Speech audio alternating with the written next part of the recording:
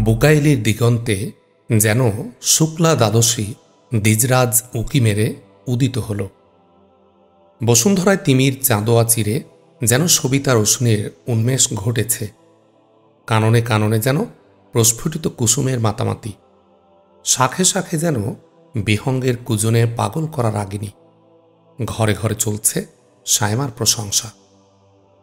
বুকাইলির আকাশে বাতাসে, জলে স্থলে, লতায় পাতায়, অলিতে গলিতে, পথে প্রান্তে উঠেছে মুক্তির স্লোগান, সাবিলুনা সাবিলুনা আল জিহাদ আল জিহাদ, তরিকুনা তরিকুনা আল জিহাদ আল জিহাদ।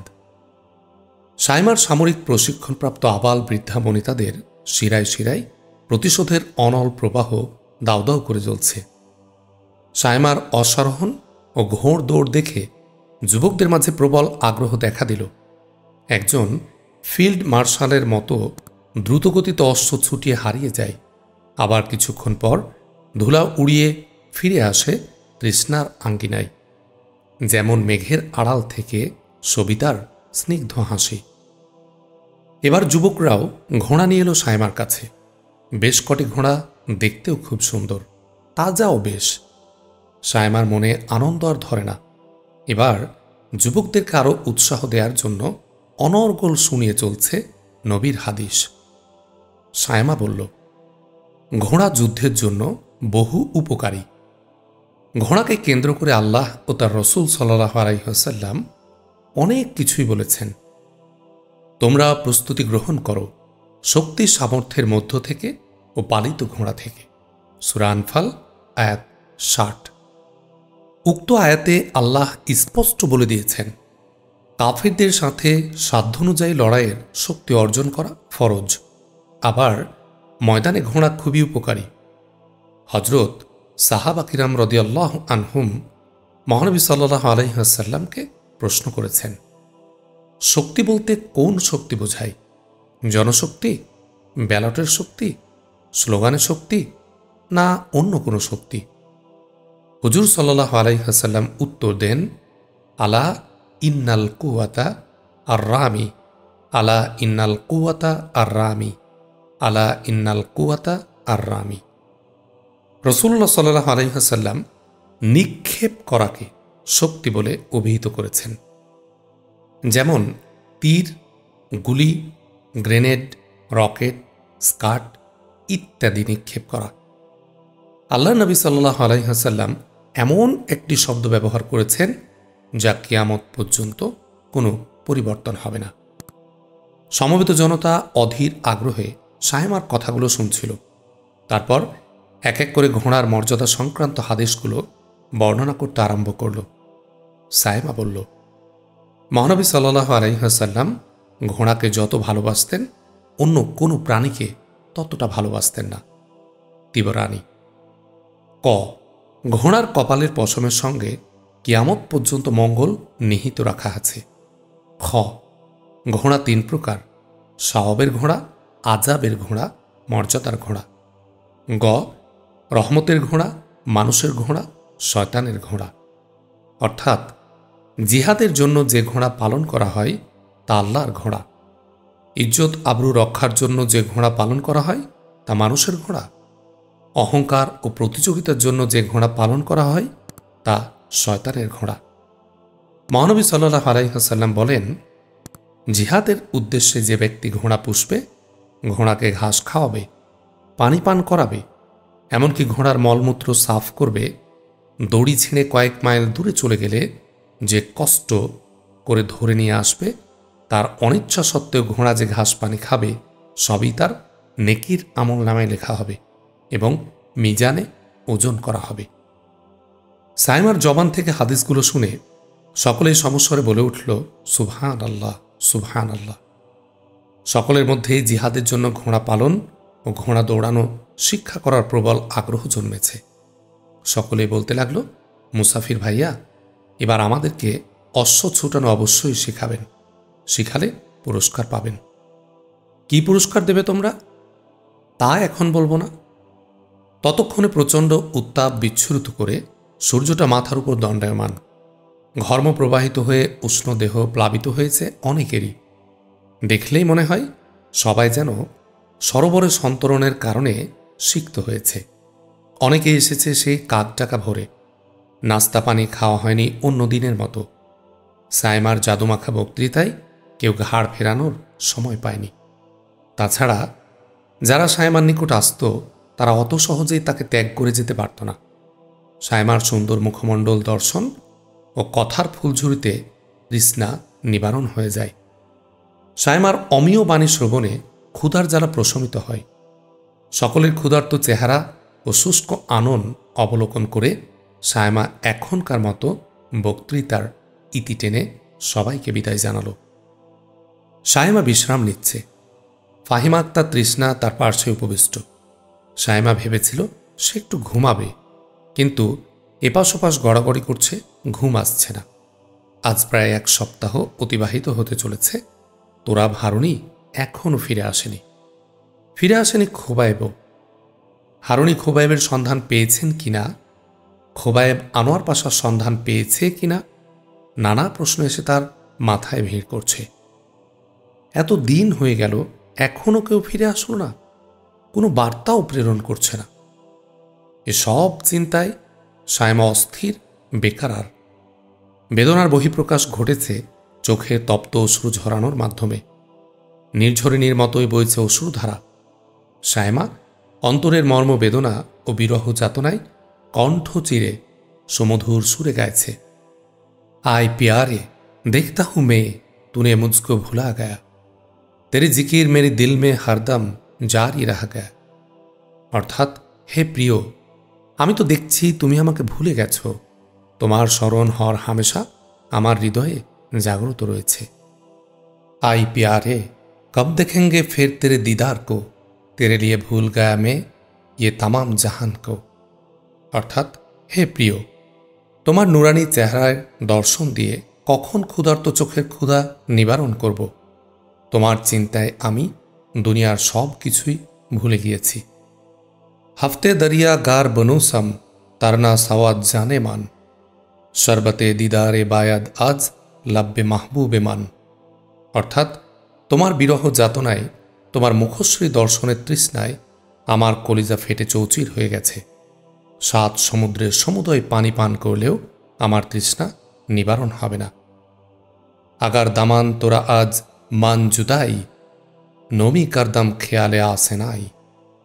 অর্থাৎ, প্রিয়তম, আমি যদি জানতাম তুমি আমাকে এমন করে ভুলে যাবে, তবে কোনো দিন তোমায় আমি ভালোবাসতাম না।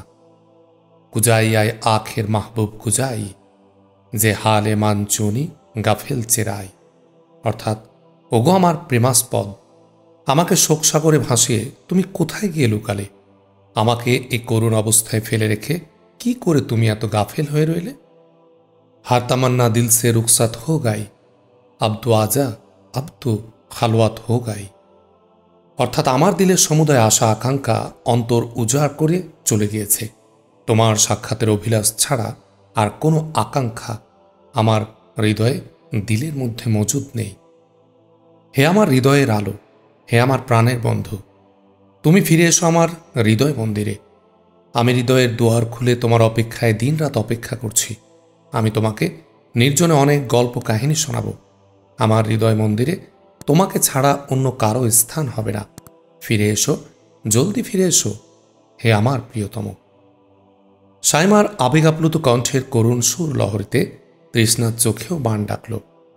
অশ্রুধারায় সিক্ত হচ্ছে তার অঞ্জলি। একে অপরকে সান্ত্বনা দেওয়ার সবগুলো ভাষায় যেন হারিয়ে গেছে। বেশ কিছুদিন পর্যন্ত চলছে অশ্রু ঝরানোর পর্ব। বিকাল 3টা। সূর্যের প্রখরতা ক্রমশই হ্রাস পেতে লাগল। অন্য দিনগুলোর মতো আজও এলাকার লোকজন ধেয়ে আসছে।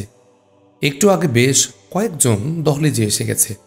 সাইমা রুমালে চোখ দুটি মুছে বেরিয়ে এলো দহলিজে। সকলে উচ্চ আওয়াজে সালাম জানালো।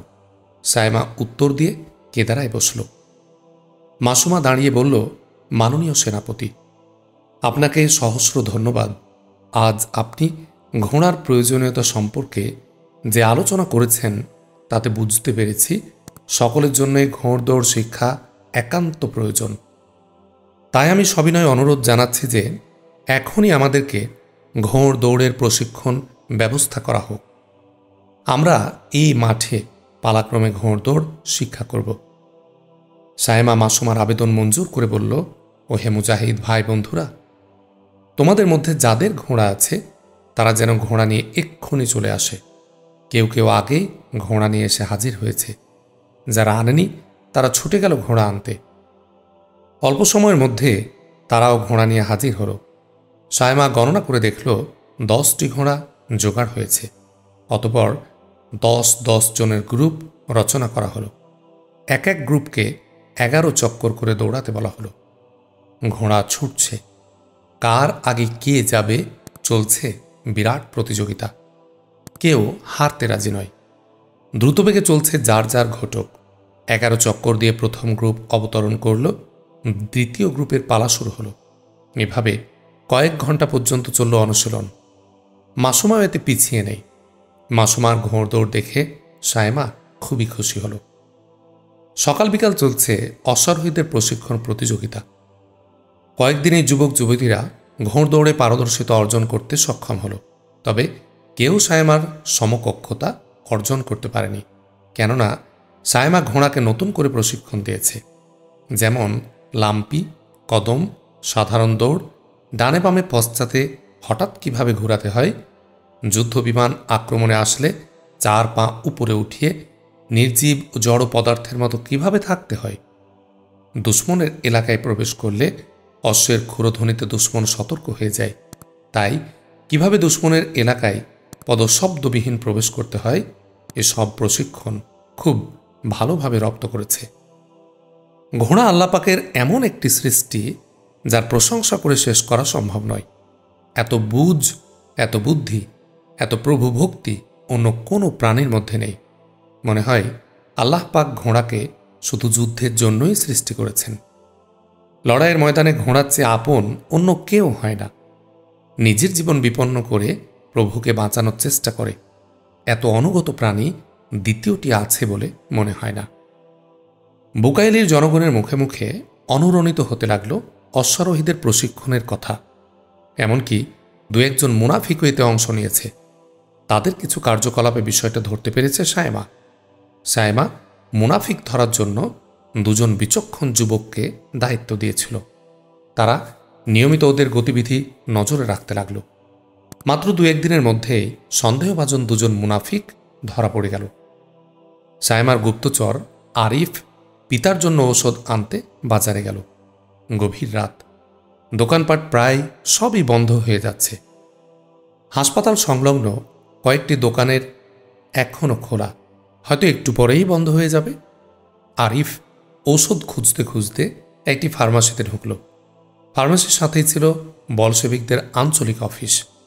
এখানে বসেই তারা বিভিন্ন পরিকল্পনা প্রণয়ন করে। আরিফ যখন ফার্মাসিতে ঢুকতে গেল তখন 2 মুনাফিককে উক্ত অফিস থেকে বের হতে সন্দেহ করেছে সে। ওরা নিশ্চয় কোনো কুমতলব নিয়ে এখানে এসেছে। এর একটা তথ্য উদ্ধার করা খুবই জরুরি।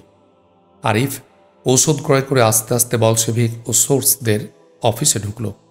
তখন অফিসারগণ মদ্যপানে লিপ্ত।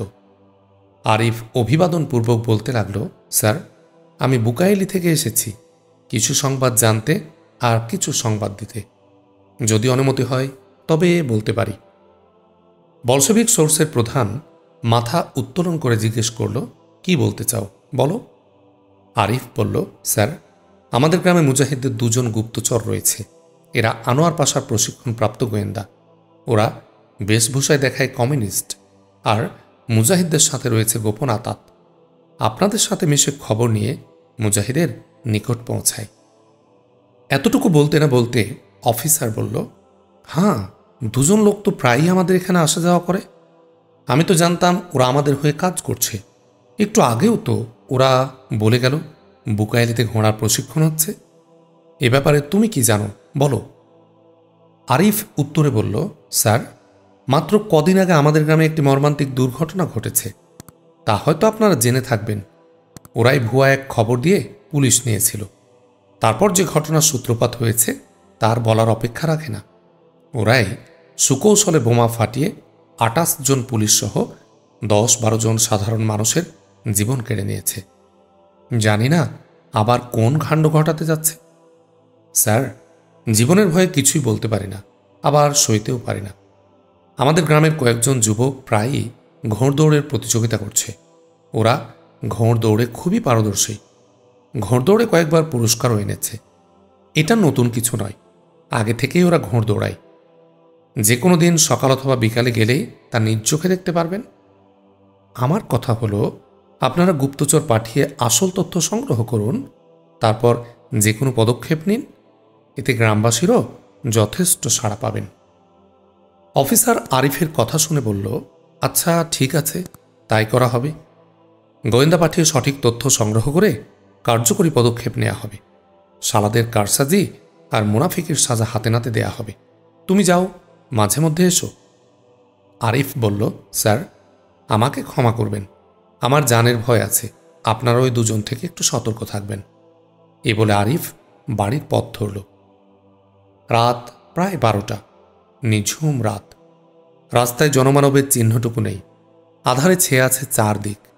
আরিফ সমস্ত ভয় ভীতি ত্যাগ করে আল্লাহর উপর পূর্ণ ভরসা করে আস্তে আস্তে নিজ আলয়ের দিকে হাঁটতে লাগল। আরিফ বাজার থেকে ফেরার পথে তোরাব হারুনের বাড়ি উঠল। তখন রাত প্রায় 2টা। সায়মার চোখে এখনো ঘুম আসেনি। জবাই করা কবুতরের ন্যায় বিরহ যাতনায় ছটপট করছে মেয়েটা। খোবায়েবের বিরহে সে অস্থির। শুয়ে শুয়ে ভাবছে, হাই হতভাগা খোবায়েব, এখনও তো ফিরে এলো না। বেচারা এখনও কি বেঁচে আছে, না দুশ্মনের হাতে ধরা পড়ে গেছে, না তাকে বন্দি করে রাখা হয়েছে জিন্দান খানায়? তাহলে কি আর দেখা পাবো না তার? আরও কত রাজ্যের চিন্তা সায়মার মাথায়। বিরহিণীর চোখে ঘুম নেই। হঠাৎ কোনো কিছুর শব্দ পেলেই খোবায়েব খোবায়েব বলে ডেকে ওঠে। ভাবে, এই বুঝি খোবায়েব আসছে। বাতায়ন খুলে এদিক ওদিক দৃষ্টি বুলিয়ে আবার নীরব হয়ে যায় সায়মা। আরিফ আস্তে আস্তে বাড়ির ভেতরে ঢুকেছে, কিন্তু সায়মাকে ফাঁকি দিতে পারেনি। সায়মা শুধু চোখ দুটিই জাগ্রত নয়, কর্ণ দুটিও জাগ্রত। পায়ের সামান্যতম শব্দ পেলে খোবায়েব খোবায়েব বলে ডেকে উঠল। আরিফ আস্তে করে বলল, না ভাইয়া, আমি আরিফ। আপনার কাছে খুব জরুরি বার্তা নিয়ে এসেছি, খুবই জরুরি কথা। আরিফের কণ্ঠ সায়মার কাছে খুব পরিচিত, তাই চিনতে কষ্ট হয়নি। সায়মা প্রদীপ জ্বালিয়ে দরজা খুলে দিলে আরিফ ঘরে প্রবেশ করে এক এক করে সব কথা খুলে বলল। সায়মা বলল, সাবধান, এ কথা যেন আর কেউ না জানে। এখন থেকে বিলকুল খামোশ হয়ে যাও। সে আরও বলল, আগামীকাল খুব ভোরে জুবাইরকে নিয়ে সব সাথীর কানে কানে বলে দেবে ওরা যেন বিভ্রান্ত না হয়। আমি আগামীকাল জিহাদের বিরুদ্ধে বক্তব্য রাখব, এটাও একটা কৌশল। এটুকু বলে আরিফকে বিদায় দিয়ে সায়মা শয্যা গ্রহণ করল। আরিফ রাতেই সায়মার নির্বাচিত অপর গোয়েন্দা জুবাইরকে পরিকল্পনা মাফিক কাজ করার দায়িত্ব বুঝিয়ে দিয়ে বাড়ি চলে গেল। পরদিন ভোরে সবাই সংবাদ পেয়ে গেল। সাথীরা অন্যদিনের মতো সকাল সকাল হারুনের বাড়িতে এসে হাজির হল। সায়মা সবাইকে লক্ষ্য করে বলল, হে আমার যুবক ভাইরা, মৌলবাদী বা রুহানিদের সন্ত্রাসী কর্মকাণ্ডে সারা দেশ জর্জরিত। সারা দেশে চলছে হত্যা আর লুণ্ঠন। বারুদের গন্ধে শ্বাসরুদ্ধকর পরিস্থিতির সৃষ্টি হয়েছে। তাই আপনারা এগিয়ে আসুন, আমরা রুহানি ও মুজাহিদদের ধরিয়ে দেই। প্রয়োজনে সর্বশক্তি নিয়োগ করে ওদের উপর ঝাঁপিয়ে পড়ব। এখনও ওরা ধর্মের কাহিনী শুনিয়ে সমাজে বিশৃঙ্খলা সৃষ্টি করতে চায়। কমিউনিজম প্রতিষ্ঠা করতে আপনারা কে কে জীবন দিতে প্রস্তুত আছেন, আমি তাদের হাত দেখতে চাই। সাথে সাথে শত শত লোক হাত উঁচিয়ে সম্মতি জ্ঞাপন করল। এ অনুষ্ঠানে সরকারি 3 জন গোয়েন্দাও উপস্থিত। সায়মা একটি সংকেত আগেই বুঝিয়ে দিয়েছিল যে আমি যখন কপাল চুলকানির অভিনয় করব, তখন তোমরা 10টি গ্রুপে বিভক্ত হয়ে 100 মিটার দূরত্ব নিয়ে গোলাকৃতিতে বসে যাবে। সায়মা উক্ত সংকেত করার সাথে সাথে তারা 10টি গ্রুপে বিভক্ত হয়ে গেল। বাকি 5 জন কিছুই বুঝতে না পেরে নিজ নিজ স্থানে দণ্ডায়মান রইল। এবার সহজেই ধরা পড়েছে এরাই মুনাফিক ও গুপ্তচর। 5 জনের মধ্যে সরকারি গোয়েন্দা 3 জন আর স্থানীয় সোর্স 2 জন। সায়মা তাদেরকে ডেকে কাছে এনে মধুর ভাষায় নানা প্রশ্ন করে কিছু জানতে চাইল। সায়মার অমায়িক ব্যবহারে ওরা তার ভক্ত হয়ে গেল। সায়মা তাদেরকে খুব আপ্যায়ন করল। তারপর সবাইকে ঘোড়া দৌড়ানোর অনুমতি দিলে সবাই ঘোড়া নিয়ে দৌড়াতে লাগল। গোয়েন্দারাও ফ্যাল ফ্যাল দৃষ্টিতে বিষয়টা দেখে। আহ, কি চমৎকার! তারা ঘোড়া নিয়ে হারিয়ে যায় নিরুদ্দেশে। আবার কিছুক্ষণের মধ্যেই ধুলাবালু মাড়িয়ে ছুটে আসে পাগলা ঘোড়া দাবড়িয়ে। কেউ আসছে, কেউ ছুটছে।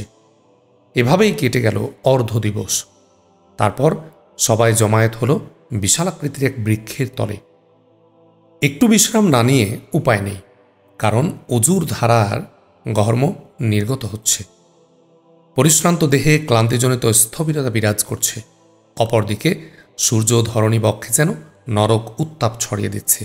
কেউ বা ভূষণ খুলে, কেউ বা ঘর্মসিক্ত অবয়ব মুছে বিশ্রাম নিচ্ছে। সায়মা অমায়িক ব্যবহার, মিষ্টি কথা, নানা প্রলোভন দেখিয়েও গুপ্তচরদের থেকে তেমন কোনো তথ্য সংগ্রহ করতে পারল না। গোয়েন্দারা একটা জিনিস খুব বেশি লক্ষ্য করেছে, তা হল যুবকদের ঐক্য ও অশ্বারোহীদের কলাকৌশল। ওরা ভাবছিল, গোটা কাজাকিস্তানে তো এ ধরনের খেলা বা ব্যায়ামের প্রচলন আগে কখন দেখিনি। এখানে যা কিছু হচ্ছে তা দেখে মনে হয় এগুলো সামরিক প্রশিক্ষণেরই অংশবিশেষ। কোন চালিকা শক্তির দ্বারা এ ধরনের হচ্ছে তা খতিয়ে দেখতে হবে। সায়মা চরদের সাথে দীর্ঘক্ষণ আলাপ আলোচনার পর তাদের মনের ভাব পুরোপুরি বুঝতে পেরেছে। সায়মার চাহনিতে রয়েছে হাজার প্রশ্নের সমাধান। দিবালোকে চরকে হত্যা করলে গোটা এলাকায় বিপদ নেমে আসবে। হিতে হবে বিপরীত, তাই অন্য কৌশল খুঁজতে লাগল সে। সায়মার অমায়িক ব্যবহারে গোয়েন্দাদের হৃদয়পটে ভালোবাসার বীজ অঙ্কুরিত হল। সকলে আটকে গেল ভালোবাসার ফাঁদে। সায়মা ওদেরকে বলল, আপনারা আরও 2-1 দিন থাকুন, আমাদের আতিথ্য গ্রহণ করুন। গোয়েন্দারা সায়মার প্রতি দুর্বল হয়ে বলল, আমরা গোপন সূত্রে খবর পেয়েছি এখানে মুজাহিদ প্রশিক্ষণ হয়, তাই গোয়েন্দা অফিস থেকে তদন্তের জন্য এসেছিলাম।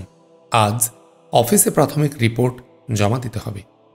এই কথা শুনে সায়মা আরও জোর দিয়ে থাকার জন্য অনুরোধ করতে লাগল।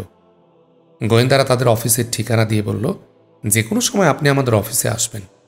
এই বলে সবাই বিদায় নিয়ে চলে গেল। সায়মার মনোমুগ্ধকর ব্যবহারে গোয়েন্দারা বলাবলি করতে লাগলো যে সত্যি যেমন সুদর্শন যুবক, তেমনি অমায়িক ব্যবহার। এমন লোক জীবনে আর দ্বিতীয়টি দেখিনি। তবে এদের প্রতি আরও কড়া নজর রাখতে হবে। এদের কর্মকাণ্ড খুবই সন্দেহজনক। বিকাল 2টা। সবিতার প্রচণ্ড উত্তাপে বিদগ্ধ ধরণী। পেটে ক্ষুধার অনল দাও দাও করে জ্বলছে। সবাইকে বিদায় দিয়ে সায়মা গোসল করে নামাজ আদায় করে কায়লুল আর নিয়তে শয্যা গ্রহণ করল। কখন যে তন্দ্রাক্লান্ত হয়ে ঘুমের কোলে ঢলে পড়েছে সায়মা তা টেরই পায়নি। বিকাল 4টা বেজে গেছে। হঠাৎ গগন ফাটা চিৎকার নিয়ে ঘুম থেকে জেগে উঠে বসল সায়মা। তৃষ্ণা ও ঘর থেকে দৌড়ে এসে জিজ্ঞাসা করল, কি হয়েছে বোন, অমন করে চিৎকার দিয়ে উঠলে যে? সায়মা কাতর সুরে বলল, এক দুঃস্বপ্ন দেখেছি। জানি না খোবায়েব ভাইয়ার কি অবস্থা, সে বেঁচে আছে কিনা কে জানে। তাছাড়া দেশের অবস্থা মনে হয় খুব সংকটাপন্ন। তৃষ্ণা সান্ত্বনা দিতে গিয়ে বলল, আরে স্বপ্ন তো স্বপ্নই, এতে ভয়ের কি আছে? আজে বাজে স্বপ্ন দেখার চোখ সায়মার নয়। সায়মা যা দেখে অনেক ক্ষেত্রে তা সঠিক হয়। এ স্বপ্ন শয়তানের পক্ষ থেকে নয়, এ স্বপ্ন আল্লাহর পক্ষ থেকে সতর্কবাণী। তৃষ্ণা পুনরায় প্রশ্ন করে, কি স্বপ্ন দেখেছ বোন, বলবে কি? হ্যাঁ বলবো। দেখলাম বাস কাউন্টের দিক থেকে প্রলয় নিনাদে মসিকৃতির ঝঞ্ঝা বায়ু এদিকে ধেয়ে আসছে। ঘন ঘটায় ছেয়ে যাচ্ছে সারাটি গগন। এতটুকু বলতে না বলতেই সায়মার চোখ থেকে অশ্রু ঝরতে শুরু করে। বেচারি অনেক কষ্টে কান্না সংবরণ করে বলল, আমার মনে হয় বড় ধরনের কোনো বিপদ আসার রাস্তা খুঁজছে। এ স্বপ্ন তারই সংকেত মাত্র। ইয়া আল্লাহ, বহুবার তুমি আমাদেরকে তোমার খাস রহমত দ্বারা রক্ষা করেছ, ঠাঁই দিয়েছ তোমার রহমতের কোলে। আশা করি এবারও তুমি রক্ষা করবে। হে আমার মাওলা, তোমার আশ্রয় ছাড়া তো আর কোনো আশ্রয় নেই। একমাত্র তুমিই আমাদের আশ্রয়দাতা। ইয়া আল্লাহ, তোরাব হারুনি ও খোবায়েবকে বিপদ থেকে রক্ষা করে আবার ফিরিয়ে দাও আমাদের মাঝে। ইয়া আল্লাহ, তোমার এই অবলা দাসীকে আর কাঁদিও না। আমিন ইয়া রব্বাল আলামিন। তৃষ্ণা সায়মাকে কিছুই বলার সাহস পেল না, শুধু সমবেদনা প্রকাশ করতে গিয়ে পলকে পলকে দীর্ঘশ্বাস নির্গত করছে আর গণ্ডদয়ে অশ্রুসিক্ত করছে। তৃষ্ণা মনে মনে সীমাহীন ভয় পাচ্ছে, কারণ গোটা পরিবারের ৩ জন অবলা অসহায়া নারী ছাড়া আর কেউ নেই। প্রিয়তম স্বামীর বিরহ যাতনায় উলিচা চৌচির, ঘাত প্রতিঘাতে চিন্তা আর পেরেশানিতে বক্ষদেশ বিদীর্ণ হওয়ার উপক্রম। বিবাহের পর থেকে কখনো এত দীর্ঘ সময় একা একা স্বামী ছাড়া কাটায়নি। স্বামীর বাহুবন্ধনে কাটিয়েছে রজনীগুলো, আজ কতদিন হতে চলেছে কেউই ফিরে আসছে না। রাজ্যের চিন্তায় সে তৃষ্ণাকে আহত করে ফিরছে।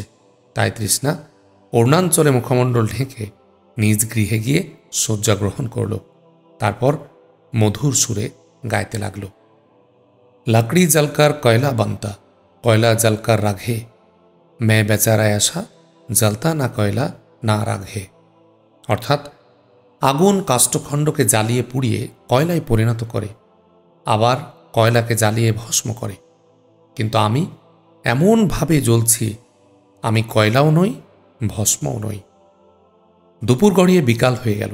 সায়মা গাত্রোত্থান করে আসরের নামাজ আদায় করে অন্য দিনের মতো বহির বাটিতে বেরিয়ে আসলো। ইতোমধ্যে এলাকার লোকজন এসে ভিড় জমাচ্ছিল। সায়মা সবাইকে লক্ষ্য করে বলল, হে আমার প্রিয় ভাতৃবৃন্দ, আমাদের ভাগ্যাকাশে ঘন ঘটা দেখা যাচ্ছে।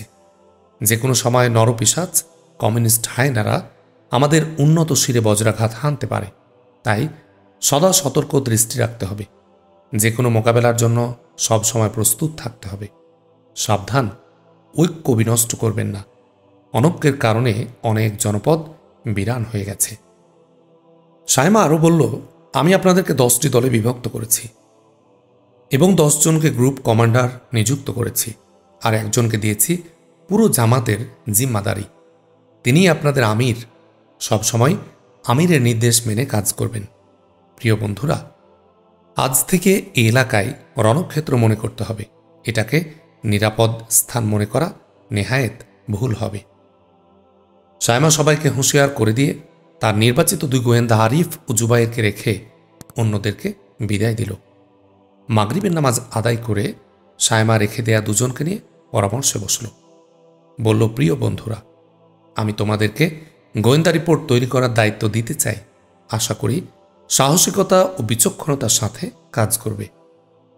তোমাদেরকে কখনো ফেরিওয়ালা, কখনো রিক্সা চালক, কখনো মুচি, আবার কখনো ভিক্ষুক সাজতে হবে, তা পারবে কি? উভয়ে এক সুরে বলে উঠল, অবশ্যই পারব। দিনের জন্য যখন যা হুকুম দেবেন তখনই আমরা তা অক্ষরে অক্ষরে পালন করার চেষ্টা করব, ইনশাআল্লাহ। সায়মা বেশ কিছুক্ষণ তাদেরকে তালিম দিল। তারপর আরিফকে লক্ষ্য করে বলল, আরিফ, তুমি আগামীকাল ওই ঠিকানা মতো গোয়েন্দাদের অফিসে যাবে। দেখো ওদের কোনো পরিকল্পনা সংগ্রহ করতে পারো কি না। আর জুবাইর, তুমি পুরো শহর ঘুরে ঘুরে দেখবে ওইসব মুনাফিকরা কোন ঘরে ঢুকে কাদের সাথে আড্ডা দেয় এবং কাদের সাথে বেশি মাখামাখি করে, সব তথ্য সংগ্রহ করে আগামীকাল বিকেলেই আমাকে জানাবে। এই বলে সায়মা 2 জনকে বিদায় করে দিল। সারা রাত সায়মার চোখে ঘুম নেই।